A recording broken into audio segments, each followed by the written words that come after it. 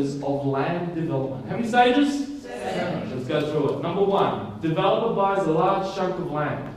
By the way, where is the developer buying that large chunk of land? Fringes. On the fringes, perfect. On the fringes of what?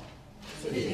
Yeah, major capital cities. In other words, what they know is, what will happen is, urban development, or urban sprawl as we call it, will reach that block of land, or that piece of land. What's going to happen to the value of that piece of land when that happens? It's going to go up. At that point, the developer is going to submit plans to council. Is that going to cost them money? Yes. Yes. Once those plans are approved, the developer will then break the land up into lots. They'll break it up into lots. At that point, their plan is to do what? They want to turn it into a what? Yep, a development, which is called a what? A residential subdivision. Yeah, or a residential estate. To do that, they're going to have to put in some infrastructure. Tell me the sort of infrastructure that they put in. Roads, schools, water, sewage, lights, yeah, power, yep, etc., etc. Parks, gardens, paths, all those sorts of things. Everything required to turn it into a livable residential estate. Okay, right.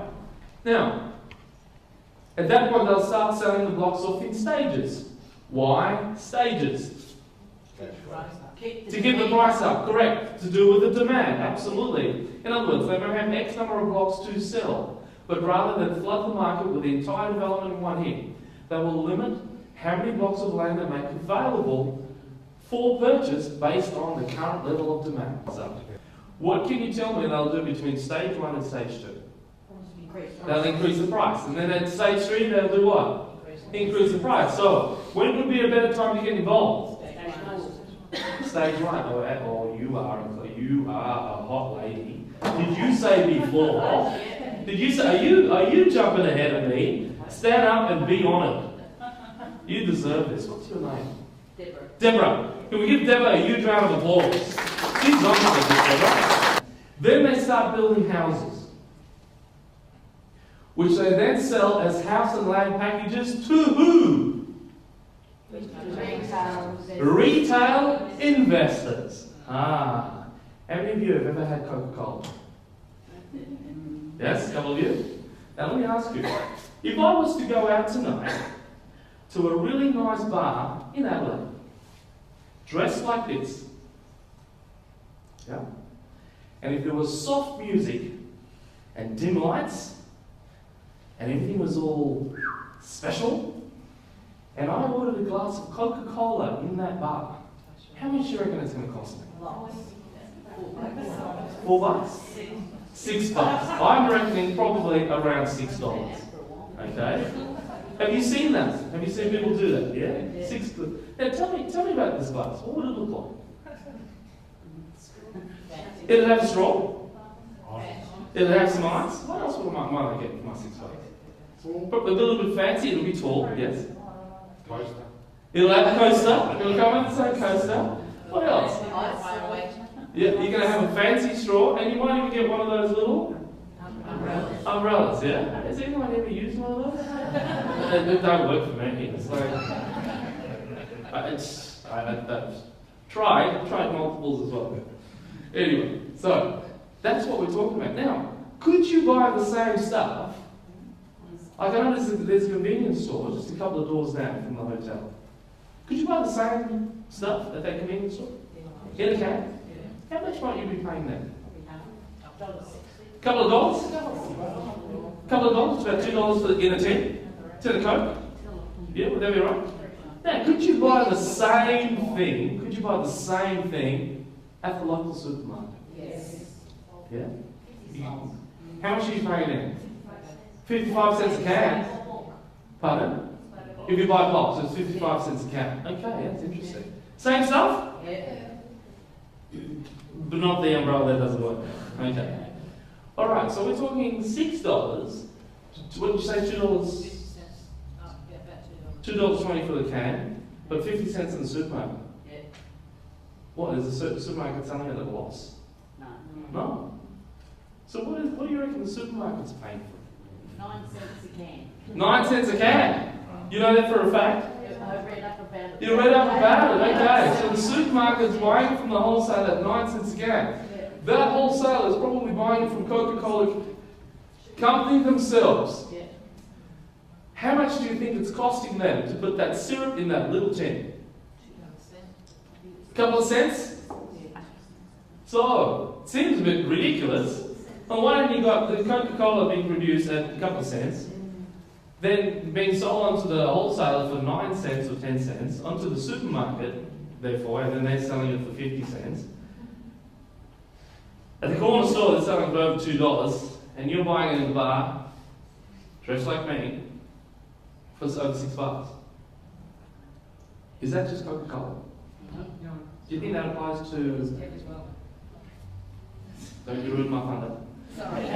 Don't you jump ahead. It's a movie. It's got to build up. You can't just go... You can't just fall in love at the beginning and everything is just like, after that. You got to build up to it. He's got to chase her for a while. Someone's got to like not have something happen and that was so good, but then end up a hero at the end. You know the story. Stay with me. All right. So would you agree the same applies to other things? Now, I'm going to pretend that I didn't realise this. Okay. But an interesting thing happened to me. I had a good friend over for dinner. We had a barbecue at our house, and this really good friend of mine was sitting there, this is a couple of years ago, and he said to me, you know what, I absolutely love your lifestyle. I said, oh, thank you, Ash. And he said, you know what, I can't wait to have the same sort of lifestyle, because he's been investing and I've been training and all those sorts of things, right? And I said, you know what, just keep doing what you're doing and it'll happen. And he said, you know what, something really fascinates me. And I said, what's that? He said, I've worked out how much it costs to run your wife. I turned to him and said, okay, how much does it cost to run Freya? And he said, based on everything you told me, the lifestyle and all the housekeepers you have and the shopping that you love to do and the cars you drive and all those sorts of things, and the car she drives, and all the handbags and all that sort of stuff, and the hairdos and, just the whole routine, my wife's routine. She's a great routine. I mean, I love it to death. So I don't have a problem with it, but she just has a really nice life. I mean, as she deserves. Would you agree, ladies? Yes. Absolutely. So you know what I'm talking about. But Ashley worked out that it was costing about $1,000 to $1,500 a day to run my wife, to service her needs. Yeah? Okay. And I thought about that. I thought, yeah, that's probably about right. But then it got playing on my mind. I thought, hang on. I've always been a bit of an entrepreneur. There's got to be a way to turn this into an opportunity. Okay? Tax deduction. No way, ATO, in case you're watching. I would never have my wife's expenses as a tax deduction. I was looking for a much more legal and strategic way of doing it. Okay. Now, the interesting thing is, when we because we went through a number of years, we were buying and renovating houses consistently. Like on any given day, if you asked me if you've got a house project on the go, I'd say yes, I've got at least one or two going, right? And my wife was instrumental in that whole process, and we were doing that together. And she developed a real passion for interior design and homewares and furnishings and all those sorts of things. And so that's a lot of the things that she sort of shops for. She's also got an absolute heart of gold. She's the most caring and sharing person I've ever met. She's just, if someone needs something, she'll take care of it. And so she's always buying gifts for the family and all those sorts of things. So she loves to nurture people, okay? She's very beautiful in that way. And so I thought, how can I turn that into an opportunity? So we ended up buying a homewares business, a gifts business, and an antique furniture business. That was going to be her business, and she was going to run it. She was going to employ people and all that. So it doesn't have to work, but she can at least shop till she drops, buying it at wholesale and selling it through the store at retail. Yeah, and we've got websites to go with it and everything like that. So it's all working out really cool. Now, because what I was able to do was turn what was obviously an expense into a profit, into a business, yeah? And keep it legal as well. That's right. Now, but the fascinating thing that I learned through that whole process is that when you own retail businesses, you get invited to these large trade fairs. And in homewares, there's about 3 or 4 trade fairs a year. And they're held in Melbourne, Sydney and Brisbane, generally speaking. And when you go to these trade fairs, They're massive. They're absolutely huge warehouses, yeah? Different, you know, those convention centers, they book out the entire convention center. But the thing that fascinated me was, to be able to walk in the door, you've got to prove, in several forms, you've got to prove that you own a business in that industry before they would even let you in the door. In other words, they do not let the retail public into the trade fair. Why do you think the number one reason for that is? Because of the prices. Because if the public knew just how little we were buying that for, they would be absolutely outraged. Let me ask you, what do you think the assumed minimum markup is when I buy something at one of those trade fairs? 200% is the minimum. In homewares, it's 200%. In other words, I go to one of those wholesalers and I say, I'd like to order blah, blah, blah, blah, blah, blah, blah. They give you a recommended retail price and they're assuming you're going to stick to it, it's going to be 200% markup as a minimum. Guess what the average is? 400%. 400% is the average. So, that pricing of the Coca-Cola equally applies to retail as well. And a whole bunch of other stuff. What do you think I call that process? Would you like to know? I call it the product pricing life cycle. I don't know if that's the official term, that's the term I made up, but it seems like a logical term. It's called the product pricing life cycle. In other words, for every step of the chain, there's an increase in the price. Now that applies to Coca-Cola, and that applies to homewares, gifts, antiques, and retail. What else do you think it applies to? Real estate. Real estate. Now, if the markup on a can of Coke goes from a couple of cents to $6, let me ask you, let's just imagine for a second what the margins of markups may be on real estate. By the way, does real estate cost you hundreds of dollars? No. Does real estate cost you thousands of dollars? No. Does real estate cost you tens of thousands of dollars? No. Does real estate cost you hundreds of thousands of dollars? Yes. In fact, in some cases, real estate costs you millions of dollars. What do you think the markup on that might be? Okay, gets you actually wondering now, doesn't it?